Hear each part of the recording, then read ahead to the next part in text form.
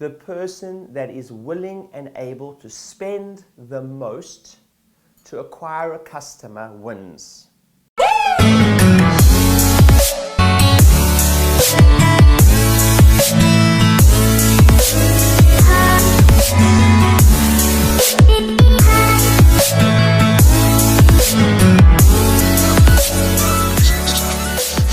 One of the most ridiculous things we see in service-based businesses is this concept of, if I'm good enough at the thing, people will just come.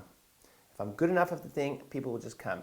And all I would say is this, is if you model the most successful businesses on the planet, please take your opinions out of this, is do they all advertise aggressively?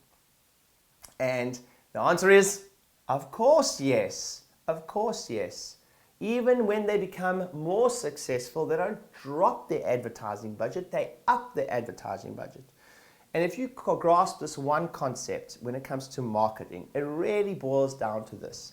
The person that is willing and able to spend the most to acquire a customer wins. Let me say that again. The person that is willing and able to spend the most to acquire a customer wins. The key word in that is not willing. Actually, the key word in that sentence is able. And to be able to spend the most to acquire a customer goes back to other fundamental business principles, which is not even marketing. It's sometimes operations, and it's sometimes sales, and it's sometimes understanding your customer lifetime value, and it's increasing your customer lifetime value, your patient lifetime value, the service you do. And sometimes that does point to getting better at the service or the product improving, but that has a direct correlation to the amount you're able to spend. You see, the key aspect of marketing, a lot of people think that what's more important, the doing of the thing or the marketing of the thing. But they're so intrinsically related, because if you're really good at the thing, you're able to spend more. But what people think is the better you get at the thing, the less you spend here. It's the opposite.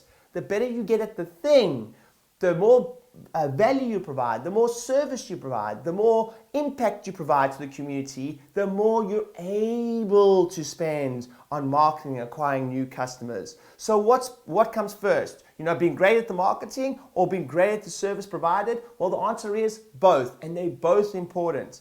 But the key aspect is this, is being good at the thing does not mean you spend less on it, it means you're able. The person that is willing and able to spend the most to acquire a customer wins.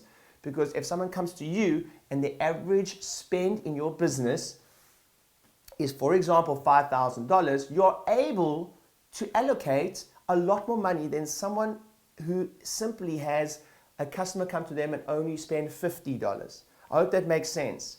So that is key to understand your business, is the more you're able to spend by being good at the thing, providing more value, providing better service, providing a better product, the more that ties into be able to market your business better. So this is why it's got this, if you will, this snowball effect of when success really does beget success. And that's why profit in the business is so important, is that you need to allocate a certain amount. The business owner, one of the biggest flaws in a lot of businesses is as they start making more money, the business owner will take too much out of the business instead of put that back into the business. More profit is like the fuel. Profit is the fuel that you're able to fund your marketing fire with. And listen, it all comes down to this. The king of the castle, really, in the marketing world, the business world, is simply this. The person that is able to get more people through the front door wins. That does not mean that if they don't work on the back end, meaning being good at the thing, keeping and retaining people, they are going to be in trouble at some point in the business. But on a short-term basis, I always say this, marketing and the ability to get people through the front door on a short-term basis solves any problem. Just about any problem in any business. It can be sloppy, there can be really aspects of the business that really do function better, but if you can master that skill set of simply getting people through the front door in any business, the virtual front door or the physical front door in the business, you win. It's as simple as that, short term. That doesn't mean you don't have to solve. But what everyone's trying to do is they're trying to solve the back end and at the same time solve the front end. But if you can solve the front end hard and do really, really well at that, you're going to trounce your competition. And then you solve the back end as you go through. So the answer is, which is more important? And the answer to that is both. You have to be good at both to really, really ramp up your business. But please don't forget that the person that is willing and able to spend the most to acquire a customer wins. See you soon.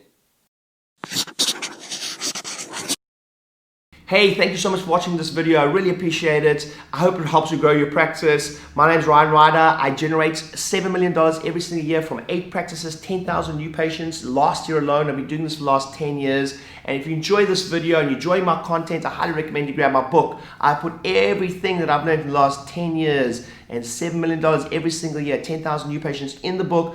Grab the book, click on the link below, it's completely free of charge. All you do is pay for the shipping, we pay for the book. Enjoy the content, enjoy the rest of the videos, make sure you subscribe to my YouTube channel, and I hope that 2020 and your practice grows more than you ever could have imagined, and I hope that the book's part of that journey. See you soon.